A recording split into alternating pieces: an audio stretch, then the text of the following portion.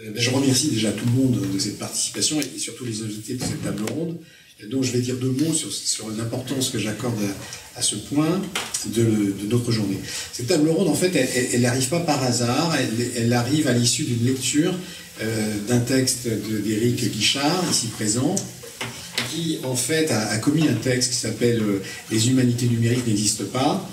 Alors, au-delà de la provocation, c'est la vocation de ce texte, peut-être, ça serait de donner à penser le statut des humanités numériques.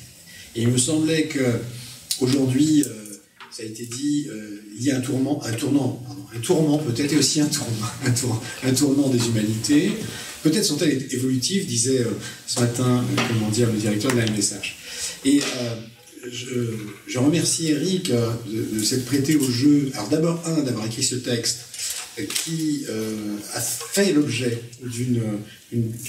pas d'une disputation, mais d'une controverse, disons d'un débat en ligne, et qui, à mon avis, est tout à fait salutaire aujourd'hui, ce débat, tout simplement parce que ça nous permet, de préciser ce qu'on entend, ou ce qu'on peut lire, ou ce qu'on peut dire à partir de l'énoncé les humanités numériques n'existent pas.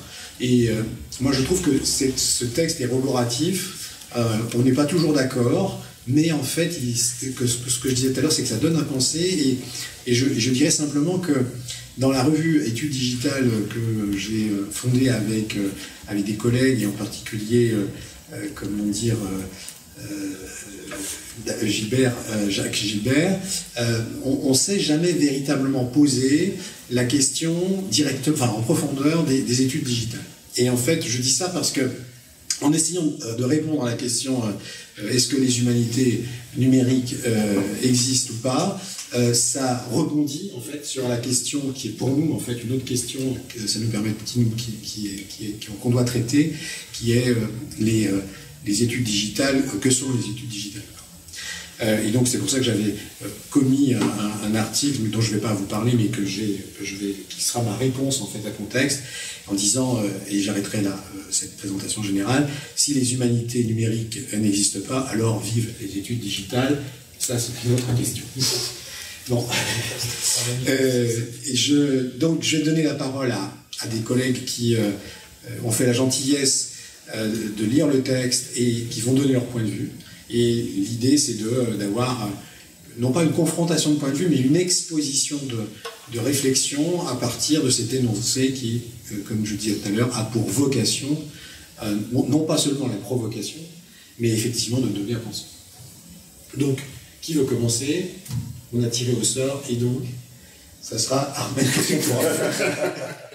Non, on n'a pas tiré au sort, et il n'y a pas de blackjack à gagner. D'accord.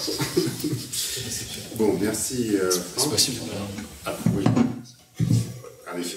Merci Franck. Donc bon, on n'a pas beaucoup de temps, hein, donc on a un train à prendre, donc je vais aller très vite. Enfin, même peut-être pas à 10 minutes. Merci Franck pour cette occasion, et merci Eric pour le texte, cette occasion de réfléchir un peu à la question. Là, je vais être très rapide. Hein. Je suis d'accord sur, comme je t'ai déjà dit, sur la tonalité de la chose, sur 2 points au moins, si j'ai bien lu le texte, c'est sur l'idée que la transformation de discipline, les études digitales justement, les humanités numériques peuvent être vues non pas comme une transformation plutôt comme une transformation de discipline et non pas une nouvelle discipline.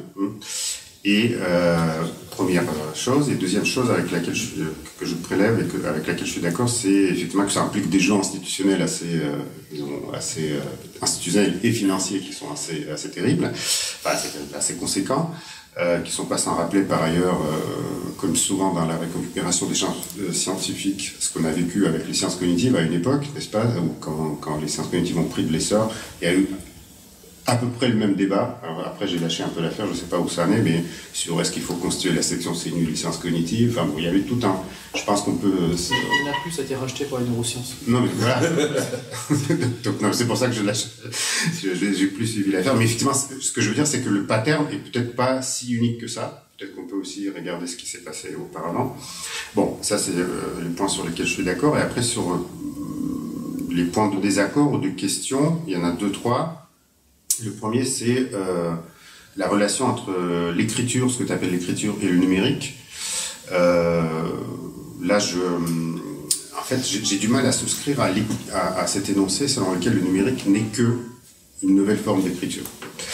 Parce qu'il me semble qu'il y a des différences malgré tout notables, même si c'est une forme d'écriture, mais il y a aussi des différences notables. Et là, je vais comment dirais-je, reprendre un peu le vocabulaire de Bruno, parce que effectivement, il me semble que il y a quand même des différences notables, en ce sens que le numérique n'est plus tellement en support, mais plutôt en milieu dans lequel on est, qu'il est en un certain sens coextensif à tous nos domaines d'existence, en particulier avec cette idée que Bruno Bachimon a avancée sur la double rupture du numérique, qui est à la fois une rupture matérielle et sémantique, et qui fait que, effectivement, là où l'écriture pouvait encore avoir un rôle, alors je vais prendre un métaphore de modèle, hein, comme le modèle en mathématiques, c'est-à-dire d'intermédiaire entre le réel et ce que nous en pensons. Dans le cas du numérique, je pense que les choses sont plus, comme ça. Les choses sont plus complexes. Ce qui conduit à une différence notable quant à la possibilité d'appropriation de cette chose qui est le numérique, et qui est un aspect fondamental. C'est-à-dire qu'on ne peut pas s'approprier le numérique de la même manière qu'on s'approprie l'écriture. C'est-à-dire qu'on n'est pas, enfin pour aller très vite, je ne pense pas qu'on est dans une situation dans laquelle il suffit, même s'il suffit est tout à fait provisoire et insuffisant en soi, d'apprendre, comme si on apprenait à la population analphabète, si tu veux, au 19e siècle, le lire et l'écrire. Je pense que l'enjeu est beaucoup plus massif, quoi, beaucoup plus complexe. Bon, ça c'est le premier point. Et deuxième point, c'est dans la suite de celui-là, c'est sur les conditions de possibilité de la culture numérique, parce que en fait, j'ai l'impression que tout ton texte, l'argument massif de ton texte, c'est de dire il faut une culture numérique. Donc, ce qui me pose aussi question dans la forme qui est telle que c'est présenté, parce qu'il me semble que l'argument majeur, c'est la maîtrise, dans ton texte, c'est la maîtrise individuelle de l'outil.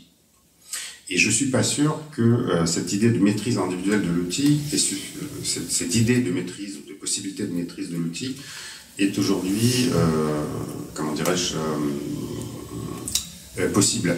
Alors pourquoi? Parce que d'abord, du point de vue des paradigmes qui ont eu cours, disons, qui ont encore cours aujourd'hui, on peut s'appuyer par exemple sur les travaux de quelqu'un qui s'appelle Olivier Warhol, sur cette idée du paradigme des usages, c'est-à-dire que c'est ce qu'on doit à Desserteau, hein, massivement, et tu le cites aussi, c'est cette idée selon laquelle il faut s'approprier l'outil. C'est quelque chose qui est assez daté dans les sciences humaines sociales, qui apparaît aux alentours et avec Desserteau, et qui est aujourd'hui, pour les raisons que je ne vais pas énumérer ici parce que ça va prendre beaucoup trop de temps, qui est un petit peu remise en question. C'est-à-dire qu'effectivement, c'est pas l'effectivité de la maîtrise qui est remise en question, c'est l'idée même selon laquelle la maîtrise, l'appropriation de l'outil est un indice, disons, de la culture. Et donc cette maîtrise me pose question. De fait, c'est pas sûr que de fait c'est possible avec le numérique, mais aussi, de manière un petit peu plus subtile peut-être, c'est si on se demande de quoi cette exigence de maîtrise est-elle le nom, pour ainsi dire, parce qu'il y a un implicite dans cette exigence de maîtrise qui va là nous amener sur un terrain un peu plus politique, parce que il y a un implicite qui est celui de l'acteur individuel qui supporte la charge, disons, de la maîtrise. C'est-à-dire que là, le coût, y compris le coût cognitif de la maîtrise de l'outil, est reporté sur l'utilisateur. Bon, ça c'est dans une veine, disons, un peu Foucauldienne. Et je peux prendre un exemple très concret. J'ai travaillé pas mal sur les données personnelles. Par exemple, quand tu regardes ce qui se passe dans le domaine des données personnelles, tu peux analyser la situation de manière suivante. C'est qu'aujourd'hui, on considère que c'est à l'utilisateur de supporter le coût, par exemple, de cocher les bonnes cases, de configurer son outil, etc., etc. Et ça, c'est vraiment un paradigme relativement nouveau, qui est celui, globalement, qui peut être accroché, je vais y revenir tout à l'heure, à la figure de l'entrepreneur de soi, parce que c'est-à-dire c'est ma fonction maintenant, c'est que de mettre en place les procédures en tant qu'utilisateur pour être le bon utilisateur, pour supporter ce coup de maîtrise de l'outil, etc. Alors, et l'exemple dans les données personnelles, par exemple, c'est que dans les faits, ce qui pose problème, c'est pas du tout la maîtrise par l'utilisateur, c'est sa résignation. Aujourd'hui, quand on est, et ça, il y a des études sociologiques là-dessus, c'est que même les utilisateurs qui peuvent être potentiellement à même de maîtriser l'outil, en fait, le problème, c'est pas du tout ça, c'est qu'ils veulent pas le faire, parce qu'ils sont dans une attitude de résignation. D'ailleurs, l'intervention de Maryse était un peu dans le même sens, c'est-à-dire que, effectivement, les gens ne veulent pas utiliser les outils. Enfin, ils sont dans une position de résignation. Résignation individuelle. Alors maintenant, quel est le pendant de cette résignation individuelle? C'est que justement, l'individu est considéré comme une somme de fonctions, pour reprendre l'expression de Anders repris par Deleuze, comme individu. Alors qu'il n'y a pas d'individu, là on s'achemine vers le domaine des sciences sociales. Comment est considéré l'individu aujourd'hui? Non pas en tant qu'individu, mais en tant qu'individu, c'est-à-dire une somme de petites fonctions, et le numérique est effectivement, y compris avec les outils qui mobilisent nos données, etc., qu'est-ce qui est mobilisé? C'est à chaque fois une facette de l'individu, c'est-à-dire, non pas un individu complet, mais on comprend l'individu comme une somme de petites fonctions. Et ça se joue à deux niveaux. Donc, au niveau de la compréhension de l'individu par les méthodes numériques, c'est-à-dire comment j'analyse avec les méthodes de Digital Humanities la foule. En fait, ce que j'analyse, c'est une somme de petites fonctions. Et au niveau de la réalité sociale, pour ainsi dire, ou des formes de gouvernementalité, pour reprendre le vocabulaire approprié, c'est-à-dire qu'effectivement, on considère que l'individu, c'est le pendant de la même idée, que l'individu est un entrepreneur de soi. Alors, pour conclure, c'est que j'ai l'impression que tout se passe comme si, alors là c'est pas pour tout le texte que je dis ça, mais de manière beaucoup plus générale, comme si les unités numériques, digitales, pardon, tout se passe comme si on fait souvent comme si les unités numériques portaient sur une réalité qui est indépendante de leurs propres conditions de possibilité. C'est-à-dire comme si, effectivement, on avait une méthode qui s'appliquait à une réalité qui n'est pas transformée par cette méthode. Ce qui évidemment pose problème du point de vue épistémologique, on l'a évoqué tout à l'heure, avec l'idée de la conjonction entre les problèmes et les méthodes, n'est-ce pas? Voilà. Du coup, les questions dans ce champ me semblent être les suivantes, et je vais conclure, c'est que quelles sont les conditions pour que les immunités numériques ne participent pas à cette individualisation? J'ai pas de réponse, c'est peut-être simplement réfléchir à la définition de l'existence même. Là, je reprends le titre de ton texte. Des humanités numériques, non pas par les disciplines, mais par le telos, c'est-à-dire pourquoi faire, comment faire, pourquoi faire d'abord, avant de comment faire, et s'interroger effectivement sur quoi portent les méthodes des identités numériques, des humanités numériques. Est-ce qu'ils portent effectivement sur les individus ou sur les dividus, pour reprendre le vocabulaire de tout à l'heure. Voilà, je vais m'arrêter là. Juste pour dire qu'effectivement, j'aperçois dans cette problématique la conjonction. C'est pas une problématique simplement épistémologique dans le sens restreint du terme, mais qui déborde sur les modes de, disons, de ce que c'est la société et des formes de gouvernementalité qui accompagnent le numérique, qui sont, à mon avis, étroitement liées avec le numérique. Merci Hermène pour ce premier commentaire. Il y a deux façons de procéder. Eric, soit on entame les réponses maintenant, ou tu préfères qu'on donne la parole à nos collègues? Qu'est-ce qu'il peut faire? Je peux faire réagir très simplement. Oui, pardon. D'abord, merci, ça fait vraiment plaisir de se faire gratter le dos là, de cette façon, même si c'est pas tout à fait confortable.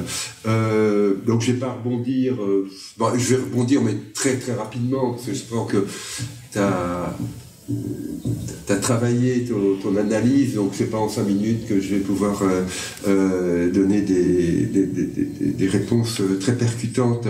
Je prends note de ces remarques. notamment sur... ceci dit, la chose sur laquelle je voudrais peut-être insister très, très rapidement, c'est sur la notion d'outil. C'est-à-dire que, d'une part, il y a... je pense que, si je disais un peu naïvement les choses, l'outil en tant d'écriture ou de numérique, il a quand même une dimension performative non négligeable et qu'il participe quand même à ce que j'appelle une écriture du monde, un ensemble de représentations, etc. Et que sur ce plan-là, ce que j'aime bien dans la question de l'écriture, c'est de rappeler la réflexivité de cet outillage pour montrer que effectivement on peut pas se cantonner à dire ben voilà, on a des outils numériques, des nouveaux instruments auxquels doivent s'adapter les sciences sociales, etc. C'est-à-dire le fait que en questionnant en posant la question de l'existence des humanités numériques ou simplement des humanités numériques, je suis obligé de mettre en filigrane la question du statut de l'outil dans notre univers de réflexion. Je trouve ça très très très réconfortant, quoi. Sur l'individu ou sur la somme d'individus, sur la question de la résignation, je pense que ça déborde un peu des choses que je voudrais dire. Mais je voudrais peut-être quand même insister sur le fait que j'ai pas nié le fait qu'il y avait une transformation des méthodes, notamment digitales en sciences sociales, et que là, moi j'avais monté une école d'été qui s'appelait Méthode digitale pour sciences sociales, pour éviter cet impérialisme des humanités numériques, et ça va tout à fait dans le sens de ce que Franck appelle les études digitales, quoi.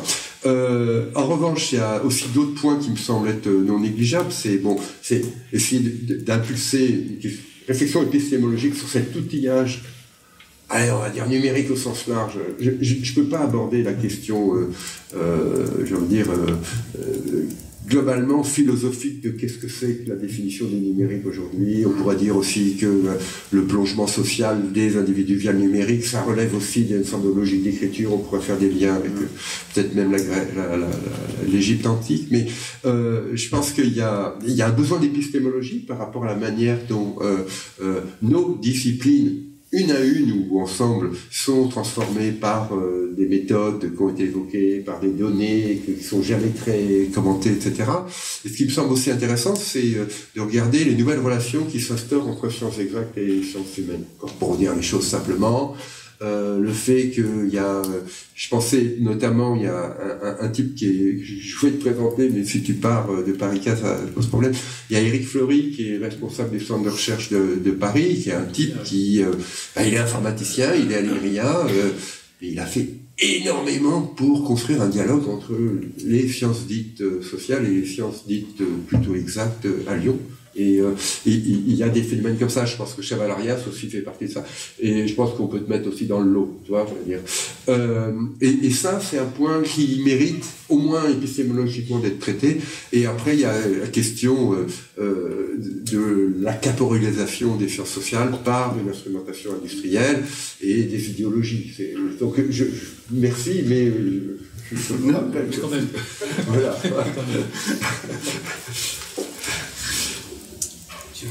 Non, mais on va faire un Merci pour ces réponses. Pierre-Antoine ou Bruno? Comme l'heure avance, Bruno. parce que sinon on risque de devoir interrompre cette table ronde. Je vais un peu rebondir sur les deux propos précédents, celui d'Éric et celui d'Armen. Je trouve que la question posée par Éric est quand même salutaire. C'est un peu de l'ordre de celle le roi est nu. Et donc, une manière de le reformuler, c'est de dire si les unités numériques existent, de quoi sont-elles le nom? Alors, moi, ça fait longtemps que je les observe. Je ne considère pas que j'en fais, moi, des unités numériques. Pourquoi j'en fais pas? Parce que, d'une certaine manière, pour moi, les humanités numériques, c'est un peu faire confiance aux termes. Et tu l'as rappelé tout à l'heure, c'est avant tout l'ouverture d'une instrumentation nouvelle de corpus, mais par rapport à des questions qui étaient déjà là. C'est-à-dire que le numérique, souvent, c'est considéré comme de nouveaux outils pour des questions qui sont déjà là et des questions anciennes. Alors, de ce fait-là, on n'a pas vraiment des humanités numériques, on a plutôt des humanités d'objets numérisés. Hein, ce qui est, en fait, c'est une métonymie un peu rapide. Et alors, de ce côté-là, j'ai pas grand-chose à reprocher moi, aux humanités des objets numérisés, parce que c'est une méthodologie qui s'enrichit et qui permet d'avoir une compréhension, une investigation de corpus de manière plus savante, avec des questions d'ailleurs assez intéressantes entre le close reading, distance reading, etc., que l'on peut avoir sur la consultation des hyper-documents, des documents hyper-reliés, etc. Donc c'est tous les éditions des grands corpus, hein, le Spinoza, voilà, les Baudelaire, etc., enfin les grandes éditions numériques auxquelles on peut avoir affaire, l'encyclopédie, tout bêtement. Donc tout cela, c'est plutôt une avancée, etc. Alors après, moi je rejoins quand même pas mal le propos d'Éric, dans la mesure où je suis un petit peu fatigué de cette injonction à la modernité qu'on fait au sens social en disant, un peu, je citais hier la situation de McCulloch sur le ghetto de l'esprit. Eh bien, en fait, on a l'impression qu'on rejoue un peu ce discours qu'on avait dans les années 40 avec la cybernétique. C'est qu'enfin, grâce au numérique, les sciences humaines et sociales vont sortir de leur ghetto d'hébitude et d'imbécilité au sens étymologique du terme pour pouvoir enfin embrasser le monde merveilleux de la science.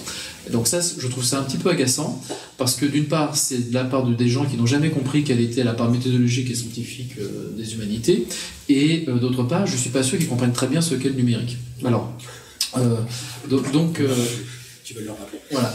Alors, moi, mon objet, je l'ai déjà évoqué hier, c'est que l'humanité numérique, je ne sais pas très bien ce que c'est. En revanche, moi, je vois en creux le besoin des humanités du numérique. C'est-à-dire que le numérique n'est pas la solution, mais le problème. Ce qu'il faudrait arriver à objectiver à travers, justement, une culture à construire des humanités, mais que deviennent les humanités quand elles sont portées, véhiculées par des objets sans doute encore écrits, mais il n'y a pas que l'écrit, il y a aussi de l'inscrit, hein, les images, etc. Et que devient cette culture quand elle est véhiculée par des objets désormais qui sont créés numériquement, transférés numériquement, etc. Alors, là-dessus, les deux concepts effectivement qui sont importants, et vous avez rappelé tous les deux, c'est la notion d'écriture et culture. Alors, la notion d'écriture, alors c'est embêtant parce que effectivement il y a une genèse de la notion de calcul qui est très très proche de la notion d'écriture. Et donc il y a une proximité ontogénétique entre les deux. Mais en même temps, j'ai envie de dire que le calcul, donc ce que j'appelle moi le numérique, je le réduis peut-être abusivement à la notion de manipulation de calcul, le numérique c'est une écriture dégénérée. C'est-à-dire c'est une écriture qui n'a plus besoin du sens. Et dire qu'il y a une écriture de rien. C'est quelque chose que j'avais compris en fait grâce à Einberg en fait. C'est que c'est une écriture qui n'a pas besoin de sens. C'est quelque chose d'assez fascinant le numérique.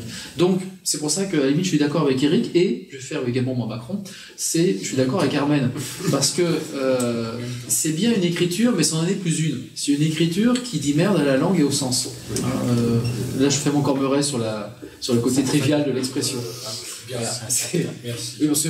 Pour ceux qui n'étaient pas là au restaurant et surtout à la confrontation avec les doctorants, il y a eu Grober Rézery, comme on dirait, je sais pas, voilà, qui reste mémorable maintenant et qui est inscrit à jamais dans nos mémoires.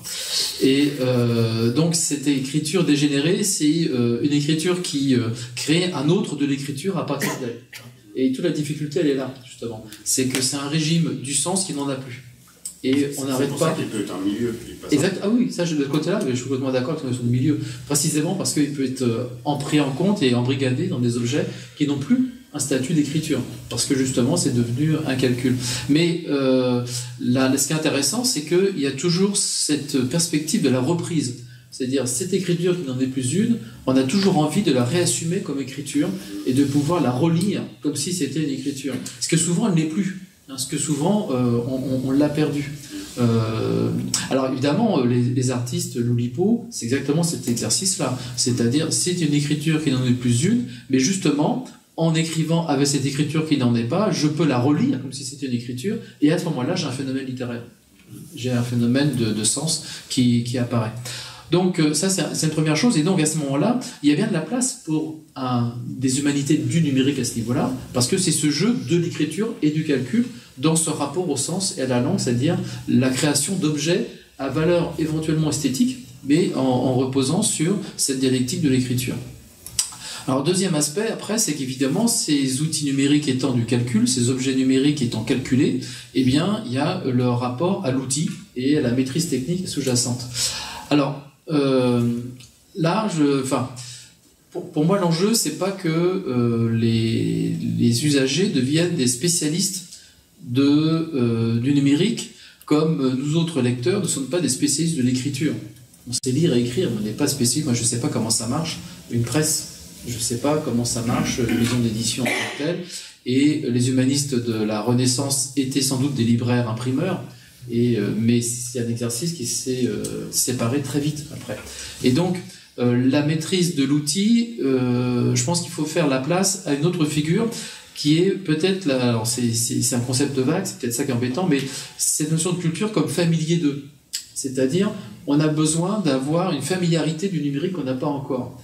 Donc l'idée, c'est pas qu'on devienne tous des spécialistes de R, de Python, etc.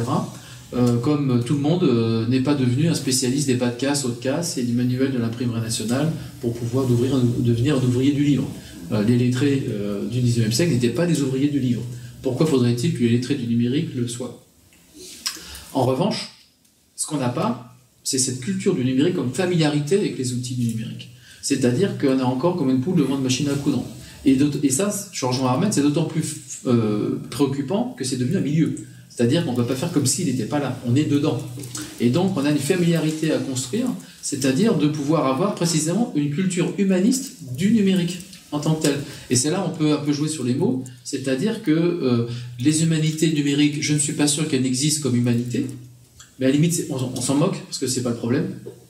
En revanche, il y a un vrai problème des humanités du numérique, et de la culture qui du coup en horizon de cette humanité du numérique, et se pose donc cette culture du numérique où on aurait cette familiarité, l'équivalent des lettrés du numérique, c'est-à-dire qu'ils sont capables de construire un espace culturel, une culture partagée dans ce milieu numérique. Et là effectivement on est un petit peu en panne à ce niveau-là, on n'arrive pas à en briller. Donc les humanités du numérique, moi je le présente un peu déjà pour qu'on balaye devant notre porte, c'est-à-dire qu'on fasse une épistémologie du numérique par rapport aux problèmes qu'il pose, et je pense que le patrimoine des humanités en tant que capital intellectuel a des choses à dire, mais il y a également cette dimension un peu de culture humaniste au sens large, où là il y aurait à construire cette familiarité du numérique, là qui serait partagée pas seulement au sein de la culture savante, mais également avec ce que vous disiez tous les deux en fait, hein, cette société qui doit s'approprier, mais en termes de familiarité, d'usage, hein, la culture du numérique. Et on voit que ça va être difficile parce que par exemple on a raté le coche avec l'audiovisuel. Hein, la culture de l'audiovisuel, les gens, pour la plupart d'entre nous, c'est savoir allumer son poste de télévision ou allumer son écran d'ordinateur. Puis après, on est plus ou moins habile à trouver des chaînes YouTube. Mais donc on a une familiarité qui est déjà un peu prise en défaut. C'est-à-dire qu'on voit qu'avec les techniques de la modernité de la fin du 19e siècle jusqu'à aujourd'hui, on n'a pas su construire l'équivalent de la culture de l'écrit. Donc on voit que le numérique, on part avec des handicaps qui ne sont pas simples, parce qu'on en rajoute encore une couche à cette défamiliarisation qu'on a de la culture en tant que telle, de notre culture, par rapport aux outils dont elle se dote. Et donc l'enjeu, c'est comment contrecarrer cette progressive défamiliarisation qui est une montée qui se contrecarre par une montée en puissance de l'insignifiance et d'une culture communicationnelle qui est en fait l'asthénie de l'esprit et son évacuation complète. Merci Bruno pour l'évaluation, on l'espère pas totalement complète, mais qu'il y aura toujours peut-être un complément à cette évaluation, ou peut-être même un supplément. Ouais, je vais être provocop parce qu'on parle d'infocom ici, mais un peu le slogan du moment, c'est plus tu communiques, moins tu penses. Oui, mais c'est juste pour l'énergie. Non, mais dans Sciences de l'information et de la communication, il y a information. Oui, voilà, tu t'en sauves pas mal. Si Eric veut réagir. Oui, je réagis très vite.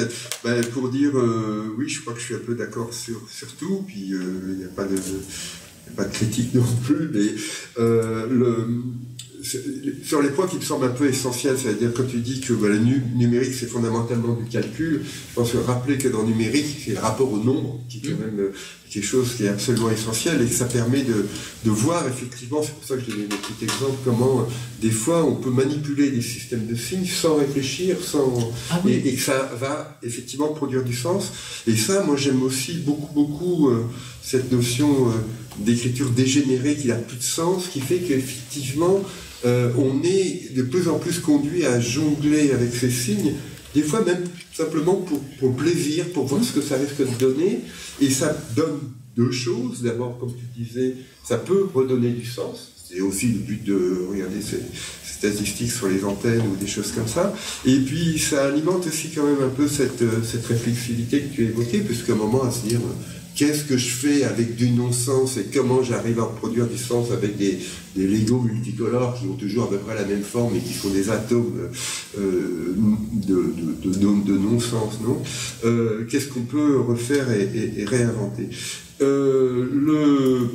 Sur la question de l'injonction SHS, je suis aussi complètement d'accord. Peut-être aller aussi dans le sens de ce que la maîtrise technique, quand bon, je vais essayer de défendre ou de jouer sur un régime. Il faut qu'on ait un dissensus, parce que sinon on n'est pas crédible. Ben voilà, c'est ça. Moi, quand je dis que je suis d'accord avec l'idée qu'il faudrait que les gens soient familiers du numérique, mais je le prends au sens large, et c'est là que la notion d'écriture m'aide aussi, c'est-à-dire que savoir écrire, ça veut dire savoir circuler dans les textes, savoir retrouver des informations, etc. Et ou savoir mouiller son doigt pour tourner la page, hein, ça fait partie du système. Ce que je veux dire par là, c'est qu'on n'est pas obligé d'avoir une maîtrise hard au sens Python, LaTeX et Linux, quoi. Le seul fait, et ça tu l'évoquais avec YouTube, d'avoir une capacité documentaire à circuler au milieu de ces objets, qui soient externes, c'est-à-dire qui soient du web, ou simplement sur notre disque dur. Moi, j'ai l'impression qu'il y a très peu de gens qui sont capables d'organiser leur disque dur, de se retrouver parmi les 3000 photos qu'ils ont, etc., de ranger, d'avoir un peu de méthode, serait suffisant. Peut-être un point sur lequel je voudrais insister, c'est que, effectivement, cette culture du numérique, cette familiarité, on ne peut pas non plus la construire parce que l'écriture ne nous appartenant pas, elle appartient à des groupes, des structures qui sont en compétition, donc ils la font évoluer tout le temps. C'est-à-dire que ce qui me semble important, c'est que si au moins on reprenait un peu la main et qu'on était peut-être, c'est mon côté années 70, un peu plus autoritaire par rapport à cette industrie du numérique, on pourrait peut-être stabiliser un peu l'écriture, ce qui fait que les gens pourraient se familiariser avec le numérique, oublions l'écriture. C'est-à-dire que ce qu'on comprend, c'est qu'une culture de l'écrit, ou une culture un peu générale, il faut 30 ans pour qu'elle se construise, quoi. Et si elle change tous les 5 ans, parce que les gens ils changent les formats de l'USB, le format de l'écran, l'imprimante, mais aussi même les logiciels de programmation, là, les gens vont être désarçonnés, on ne va pas pouvoir construire une culture un peu large, quoi. C'est juste une question de temps, parce que si tu regardes, par exemple, la ponctuation, c'est une invention d'imprimeur. C'est pas les lettrés ni les écrivains qui l'ont inventé. Donc il y a bien eu toujours une mainmise de spécialistes sur l'écriture. Mais par contre, là où tu as raison, c'est la constante de temps, c'est-à-dire la temporalité dans laquelle ça fait. Mais l'écriture étant technique, elle a toujours été, d'une certaine manière, la propriété des spécialistes. Simplement, le mécanisme de diffusion avait le temps de se faire. Et à tel point que les écrivains sont capables de dire, si on enlève le point-virgule de la langue française, moi j'arrête d'écrire. Mais c'est vraiment pas les écrivains qui l'ont inventé, le point-virgule. Non, ça je suis complètement... C'est une invention d'imprimeur. Complètement d'accord avec toi. Et ça me permettrait de rebondir. Peut-être que c'est une utopie ce que je vais raconter, mais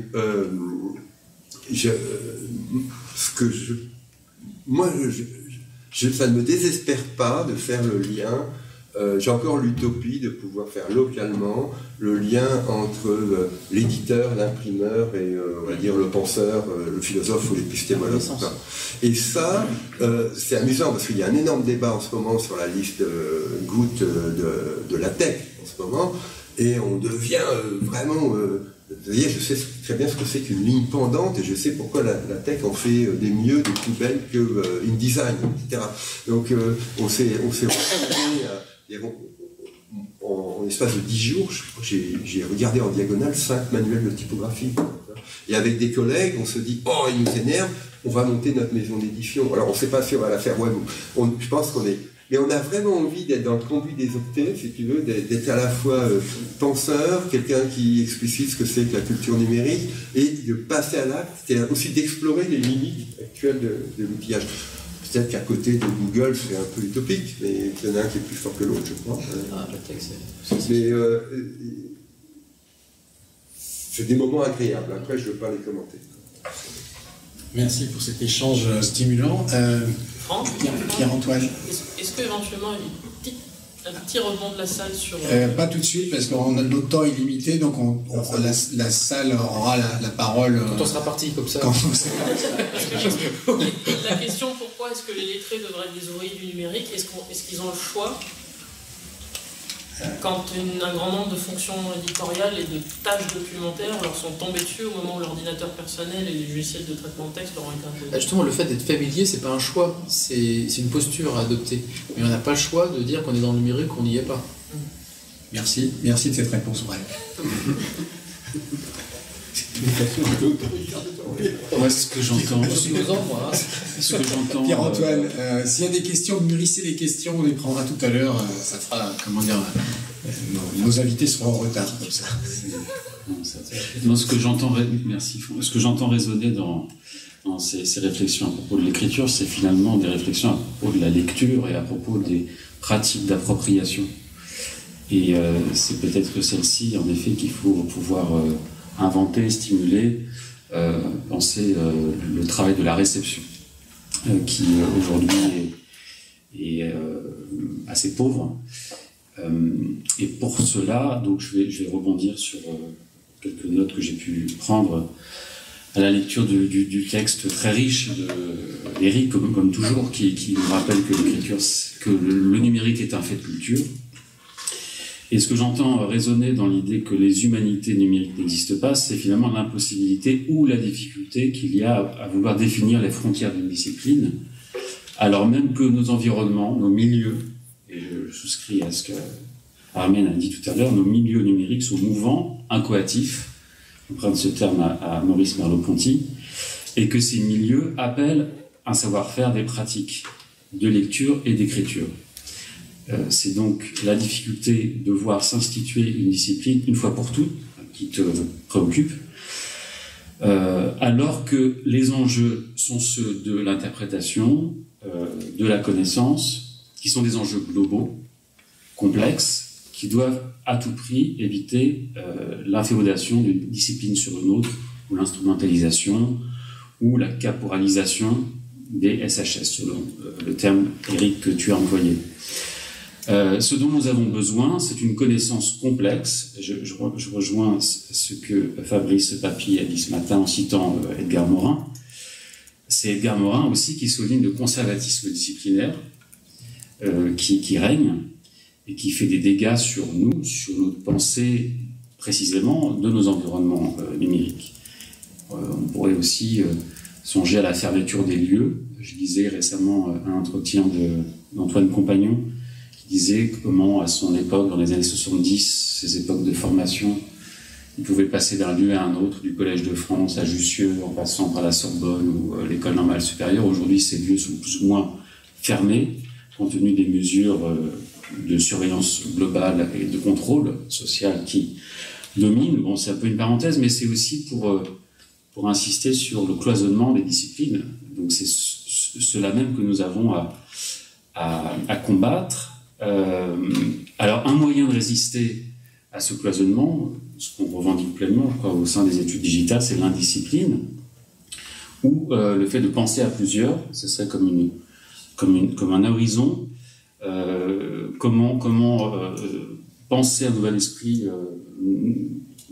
scientifique aujourd'hui, c'est, je revendique l'idée d'agencement collectif, d'énonciation,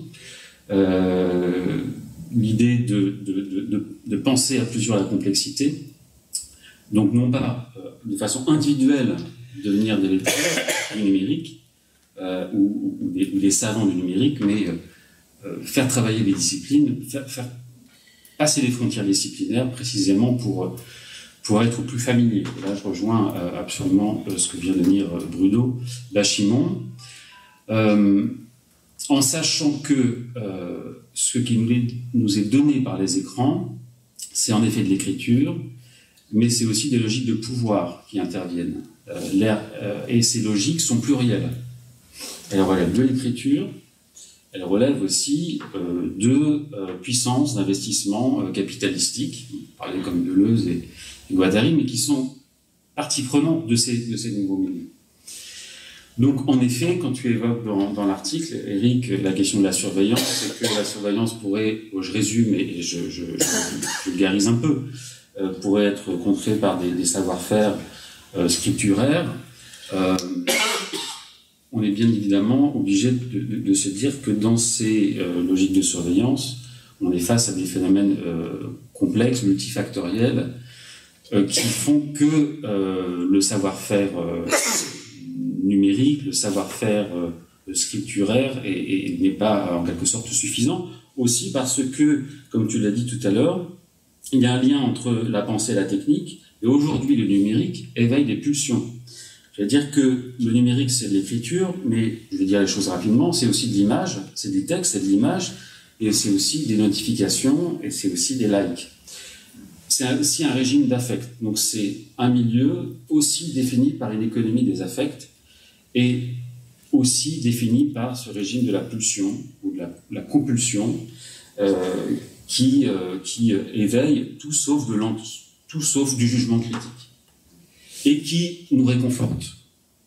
Et ce régime émotionnel a été bien décrit en son temps par Bernays, aussi par Gramsci à certains égards, et puis bien sûr Bernard Stiegler, qui insiste bien sur comment ces environnements numériques, donc c'est pas que l'écriture, mais ces environnements, ces milieux numériques éveillent cette dimension pulsionnelle. Il y a une forme, en quelque sorte, de dépossession qui se produit face à l'écran, mais c'est pas nécessairement au sens d'une aliénation, c'est quelque chose que décrit fortement bien Derrida dans le papier-machine. L'ordinateur installe un nouveau lieu, écrivait-il. On y est facilement projeté vers l'extérieur. Donc on n'est pas seul face à l'écran. L'écran engage un processus d'intersubjectivité ou d'intersubjectivation, mais avec ses effets de contrainte.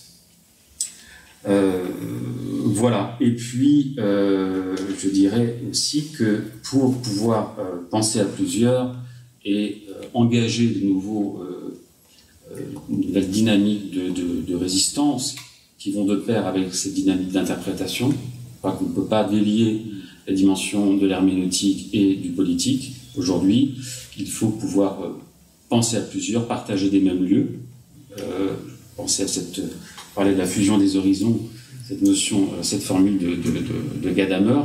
Zygmunt Bauman en fait une lecture en disant la fusion des horizons, c'est aussi quand on partage un même lieu. Donc là, il y a des lieux de résistance, et c'est pas par hasard si on a besoin de se réunir dans une masterclass pour penser de nouveaux outils, de nouveaux engagements interprétatifs, épistémologiques pour cela. Donc voilà, c'est quelques pistes de réflexion et en tous les cas, merci pour ce texte très inspirant. Très rapidement, merci à toi aussi. Je commencerai peut-être par ce que je ne connais pas. Effectivement, sur la question de l'économie des affects, de la pulsion, des logiques de réconfort, etc., je suis incompétent. Et peut-être que d'ici 3-4 ans, j'arriverai peut-être mieux à appréhender les choses, mais je ne sais pas trop, et du coup, ça peut peut-être effectivement donner un manque mais dans mon approche. En revanche, je vais être très sur la question des cloisonnements, des frontières, de la frilosité des institutions comme des disciplines. Je pense qu'on vit les choses de manière très claire, y compris dans notre vie professionnelle quotidienne, d'enseignants-chercheurs par exemple. Mais je vais peut-être rebondir au moins rapidement sur la question de la pensée critique et de la pensée à plusieurs, c'est-à-dire que penser à plusieurs, je pense que c'est un peu une nécessité technique parce qu'on a une nouvelle écriture ou un nouveau milieu avec lequel on n'est pas familier. Et là, je pense que ça pourrait rentrer peut-être dans un vaste programme, mais je pense que ça se fait aussi à l'UTC, c'est-à-dire il y a des trucs et astuces, des recettes qu'on se transmet, qui des fois, ça dure 5 minutes, on se montre un truc devant l'écran, on se montre un outil, et puis ça nous ouvre des nouveaux horizons. Moi, j'aime vraiment beaucoup, moi, le côté recettes de cuisine d'aujourd'hui et du passé, qui sont des conditions de l'exercice de la pensée. La cuisine est un lieu de familiarité. Oui, en plus, oui. Même plus la table. Voilà. Non, mais oui, mais il faut être un peu au fourneau, quoi.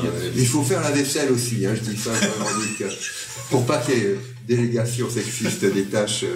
Et du coup, la pensée critique, je la trouve aussi presque facile à construire, parce que c'est rigolo, c'est inattendu, et on voit bien comment les personnes qui voudraient devenir, je vais dire un peu rapidement, des grands prêtres du numérique, ils se fourvoient complètement, ils recyclent des trucs qui existent depuis un siècle. Chesterton le montre très bien avec, par exemple, le déterminisme de l'innovation.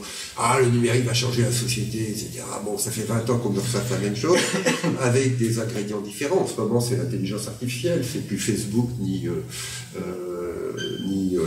Web 2.0, mais c'est toujours un petit peu la même chanson. Et ce qui peut être amusant, moi, ce qui commence à me plaire en ce moment, c'est de regarder notre propre fragilité par rapport à ces discours, notre propre envie d'adhérer, malgré tout, à ces régimes de croyances dont on sait qu'ils sont faux, on sait très bien qu'ils ne fonctionnent pas, etc. Et c'est peut-être aussi ça, j'ai envie de dire plus anthropologiquement que philosophiquement, qui me plaît aujourd'hui, c'est-à-dire le numérique comme révélateur. On arrive vraiment à voir comment le fait que la technique soit un horizon de croyance, ça a été particulièrement bien expliqué cet après-midi, c'est-à-dire ça devrait être un peu la solution à tous nos problèmes sociaux et politiques, etc. Peut-être que ça ne date pas d'aujourd'hui, peut-être que ça fait depuis l'aube de l'humanité qu'on fonctionne avec ça, tout en déniant à la technique la possibilité d'avoir un statut culturel. Vous voyez ce que je veux dire ? C'est-à-dire globalement, technique et culture, ça ne se mélange pas, c'est quelque chose qui est assez général, et en même temps, on demande à la technique de définir notre horizon social et politique, en fait, culturel. Chez les Grecs, c'est très clair, hein. La culture commence là où la technique s'arrête, parce que la technique fait partie des arts serviles. Ouais. Donc, il faut d'abord avoir une nécessité assurée pour que la culture puisse commencer. Et la culture au sens de l'homme libre, de l'homme citoyen. Et en fait, ça ne marche pas. Ils l'ont fait d'une certaine manière. Oui, ils l'ont performé. Ne soyons pas dans l'idéalisation de la Grèce, même si... Non, j'ai pas dit que c'était vrai. J'ai dit que c'était comme ça que c'était pensé. Ouais. D'accord. Ne soyons pas aujourd'hui dans l'idéalisation de la Grèce comme, en fait, le romantisme allemand, l'idéalisme transcendantal, etc. Mais c'est peut-être une autre question. Le fait qu'on se pose des questions sur comment les Grecs ont sculpté la culture dans laquelle on vit aujourd'hui, à partir de la question du numérique, c'est-à-dire à partir de Google et d'Amazon, je trouve ça délicieux comme question. Au moins, là... on tient un sujet. Merci pour cet échange. Je vais essayer de dire 2-3 mots, pas pour conclure évidemment, mais pour ouvrir, parce que ce texte, je l'ai dit tout à l'heure, ouvre. Je voudrais rappeler simplement les 3 moments de ce texte, et puis faire 3 remarques et poser 3 questions. Et entre le premier moment et le deuxième moment, j'essaierai de placer une phrase sur la négation. Et évidemment, je ferai, appel à un philosophe de la négation. Donc, tout simplement pour pas dire que non. L'intérêt, en fait, de ce texte, qui est vraiment un texte tout à fait intéressant, il y a 3 moments. Et le premier moment, vous en avez parlé, c'est le moment de la définition d'une culture numérique. Alors, Bruno dit du numérique, au numérique, on pourrait faire des variations. C'est pas tant la redéfinition, c'est à la fois en fait la redéfinition du mot culture au sens anthropologique, que la redéfinition en fait du mot culture dans sa perspective, disons, technologique, d'agriculture, etc., de toute l'histoire en fait de l'origine technologique de la culture. Sur cette question, qui est une question très importante aujourd'hui, pour définir un programme d'éducation, puisqu'en fait, il s'agit de redéfinir un programme d'éducation qui serait peut-être celui qui arriverait à la suite de celui du XVIIIe siècle. C'est-à-dire refaire un programme qui, par l'éducation, permettrait de rallumer les lumières. Alors, là-dessus, il y a une petite distinction que faisait, Auroux, qui nous permettrait peut-être de rentrer dans la culture numérique, entre ce que j'appellerais l'épi numérique et le méta-numérique. L'épi numérique, c'est je fais du numérique sans le savoir, parce que je suis tombé dedans, je suis natif. Et donc là, le méta-linguistique, toute la question commencerait avec la question du méta. Alors là, évidemment, c'est une question qui s'est, noyée dans la physique. Ça donnait d'ailleurs, évidemment, un syntagme nominal très important qui s'appelle la métaphysique. Mais c'est pas la question, puisque la question aujourd'hui, c'est la redéfinition d'une culture. Ça, c'est ton premier pôle, qui est quand même un pôle, de questionnement majeur. Deuxième, et là, ça m'intéresse encore plus dans ton deuxième pôle, c'est, tu poses la question, quelles humanités numériques? C'est-à-dire, en fait, que voulons-nous lorsque l'on parle de cette culture numérique? Et là, l'âge du faire arrive, c'est-à-dire, en fait, est-ce qu'on peut définir la relation entre le chiffre, les littératies, numératie, littératie, et en fait, est-ce que ça pense d'un côté, ça pense pas de l'autre? Comment, en tous les cas, ça pense et ça pense pas vont être obligés de faire ensemble. Si je suis, pouvait dire Bruno Bachimon. Et là, on pourrait dire qu'il y aurait peut-être l'esquisse d'un programme, alors je ne sais pas si c'est une proposition, qui serait la reprise de ce qu'on pourrait appeler, alors là c'est un peu massif, mais le problème des sciences de l'écriture. C'est-à-dire que pour pouvoir répondre à la question 1 d'une culture numérique, 2 de quelles humanités numériques voulons-nous, en fait on serait obligé de dire, on serait obligé de passer par le retour de la vieille question des sciences de l'écrit au pluriel. Donc ça veut dire remettre la question de l'écriture un peu au centre de cette affaire, qui est celle évidemment de la culture du XXIe siècle. Et alors après, toi tu arrives, troisièmement, tu n'as pas fini. Et là tu dis, attention, je quitte la question quelles humanités numériques voulons-nous, et tu dis, il y a là des enjeux peu humanistes. Et là, alors là, on a l'impression que tu vas construire un humanisme, tu appelles un renouveau de l'humanisme, et là, quand tu dis non, on est mal barré, c'est peu humaniste tout ça, c'est la reconstitution des petits fiefs locaux, c'est les petits capots, c'est l'institutionnalisation mal comprise, plutôt que de faire de la transversalité sensible. La féodalité médiévale. Voilà, c'est ça. C'est-à-dire qu'en fait, il va falloir de la coordination dans tout ça. C'est-à-dire en fait une définition de ce que pourrait être autre chose que le peu humaniste. Alors, j'en arrive à mon deuxième point, c'est-à-dire cette petite citation sur la négation, puis après je te poserai 3 questions. Mais assez rapide. J'ai pour 2 secondes. Le plaisir de la négation. Parce qu'en fait, la négation, elle est comprise. Les humanités numériques n'existent pas. Moi, faut que tu cultives la négation. Et donc je fais une phrase simplement que j'avais préparée dans un texte qui serait celui de la réponse que je te ferai plus tard par écrit. La phrase est très simple. Toute négation ne renseigne-t-elle pas sur l'ordre des possibles dans l'objet qu'il a subi? Disons que si les humanités numériques n'existent pas, ce qui reste à démontrer, ne convient-il pas de renforcer une négation empirique par une négation spéculative, c'est-à-dire celle des questions que je posais tout à l'heure, permettant de prolonger par un détour l'existence des humanités, des études digitales ou des humanités numériques, je vous laisse choisir. Donc, sur cette base-là, de la négation de la négation, quelle affirmation pourrions-nous faire? Et donc là, j'ai quelques questions à te poser. Première question, c'est la question du bricolage. Ça a été évoqué par Armen. Est-ce que... Alors, la formule est élégante, mais est-ce que c'est suffisant pour, disons pas développer une méthode, c'est pas la question, mais de reproblématiser l'objet étrange qu'est pour nous, en fait, ou que sont pour nous les humanités numériques. Voilà. Ça serait ma première question. Alors effectivement, tu commences à y répondre en disant c'est du techno-réflexif, et là on peut évidemment que te suivre.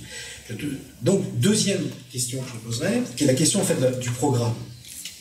Et là, c'est intéressant parce que, est-ce que tu peux nous dire quelque chose sur l'agencement, le mariage, en fait, entre, évidemment, l'ingénieur et comment dire, et pas son double, justement, son adversaire, qui serait le lettré. Donc, est-ce que tu peux essayer de revenir un petit peu sur la caractérisation à l'intérieur d'un programme qui serait un programme, disons, lié aux sciences de l'écrit, à la redéfinition d'une positivité en fait des humanités numériques, qu'est-ce que ça serait que cette figure du lettré, qui pourrait être d'une certaine manière un peu l'équivalent de la lecture kantienne, de faire un esprit critique, autonome, etc., qui était un peu le programme, disons, basique de l'institutoire de la Troisième République, lorsque, comment dire, Durkheim a été ancien lui aussi. Je dis lui aussi. Troisième question. Que penses-tu, et je termine là, que penses-tu d'une formule qui serait assez paradoxale, alors même que qu'on parle des humanités numériques, nous serions en train de rentrer dans un post-humanisme assez avancé? Bon, merci. C'est aussi assez exaltant. Merci aussi pour ce moment qui est assez émouvant et assez agréable.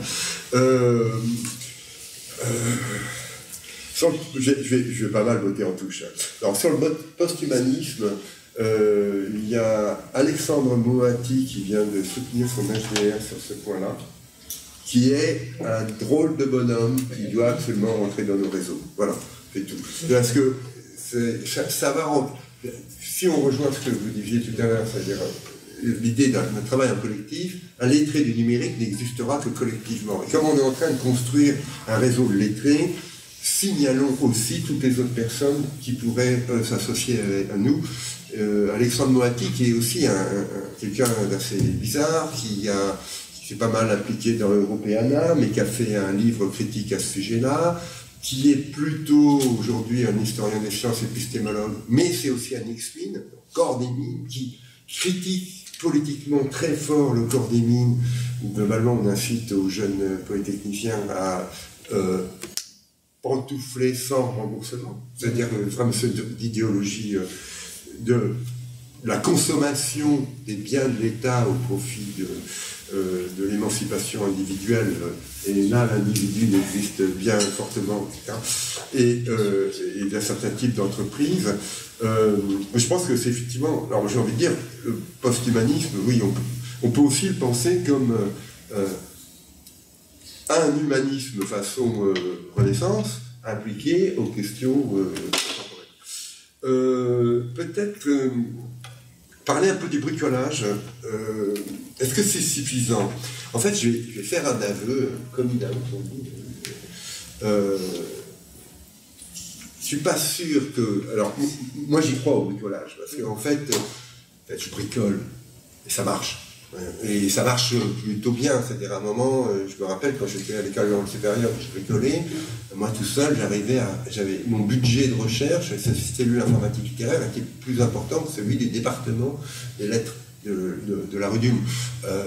Alors maintenant, ça m'embête un peu je suis un peu comme toi, j'ai plus envie de répondre aux appels d'offres, donc je suis moins riche, mais le côté bricolage est quand même quelque chose d'assez justif. Ceci dit... Je te dis un truc, moi je bricole aussi, mais en fait je me prends jamais pour un artisan quand je bricole, parce que quand je regarde ce que j'ai fait, on peut mieux faire.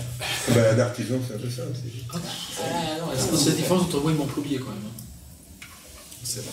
D'accord. Alors, je pourrais revenir là-dessus. Mais non, ce que je veux dire, c'est que quand je sollicite l'art du bricolage, et là, je pense qu'on va se rejoindre tous, c'est que je suis un ancien prof de maths qui essaye, des fois, devant des littéraires, de leur montrer que toutes ces méthodes numériques, mathématiques, statistiques, informatiques, ça mord pas. C'est gentil, tout plein, et regardez comme on peut jouer avec. Donc le bricolage, c'est je crée du défi avec le bricolage. Et du coup, par rapport à ça, je pense que j'ai peut-être une partialité que je porte et je ne peux pas commenter trop. Alors, même si j'aime bien le bricolage. Et après, sur la question du programme futur et de la question du lettré, de l'ingénieur, ben, je pense que j'en ai déjà dit la moitié en évoquant Alexandre Moatti. Il s'est passé 2-3 fois dans l'histoire de l'humanité, même de l'Europe assez récente, des fiascos et des renouveaux. Hein. Le lettré, le polytechnicien comme lettré dans les années 1800-1830, il ne faut pas l'oublier. Il y a une discipline qui apparaît en 1799, ça s'appelle l'archéologie. L'archéologie, c'est Napoléon qui prend plein de polytechniciens qui les amènent en Égypte, les types ils découvrent, ils font des dessins, ils posent des questions, etc. Des questions sérieuses, quoi. Il y a eu une époque un peu juste avant, c'est quand même l'école normale de l'an 3, la fondation de l'école polytechnique, etc. Et je pense qu'on peut, ce que me dit, je mets aussi dans notre réseau quelqu'un qui est particulièrement à notre écoute et particulièrement chaleureux, c'est Jean Dombre, qui est un peu le grand historien des maths et des sciences, et à qui j'essaye de... Bon, quand je lui dis, par exemple, aujourd'hui, nous sommes tous des illettrés du numérique. Et là, je rejoins le rapport au plombier, mais surtout en sciences sociales. Les gens, ils ne savent pas lire, ils ne savent pas écrire, donc ils ne savent pas penser. C'est là que le côté écriture, technologie d'intellect, il fonctionne particulièrement bien. Bon, est-ce que ça s'est produit dans le passé, ou est-ce qu'il faut simplement dire tout le monde doit aller à l'école 42 et on ferme l'université? Il y a des gens qui tiennent ce discours aujourd'hui, quoi. Et on regarde, ça s'est tenu par le passé. Dans le passé, toutes les universités françaises sont fermées en 1793, sauf erreur de ma part. Et renouveau, machin. Toutes les universités françaises, simplement parce qu'ils parlaient latin et qu'ils étaient catholiques? Non. Les universités européennes sont dans un état où elles ne peuvent plus transmettre les savoirs à partir de 1700. Et les Européens tout entiers réinventent des systèmes, des écoles, alors ça peut être des écoles d'ingénieurs, Mézières, etc. Ça peut être l'école des mines, hein, c'est 1747, je crois, sauf erreur de ma part, etc. Les ponts, oui, les ponts, la première. Et là, ce qu'on voit, c'est que les sociétés réinventent des systèmes de transmission des savoirs, et on peut effectivement rencontrer des institutions qui sont destinées à cette transmission, à cette amélioration des savoirs, qui sont en étage panne sèche, qui pédalent dans la choucroute alors qu'elles voulaient trouver les enclencheurs, comme c'était dit tout à l'heure. Donc là aussi, c'est un bel écho avec des choses du passé. Peut-être continuer cette situation-là, et au fond, qu'on réinvente la notion.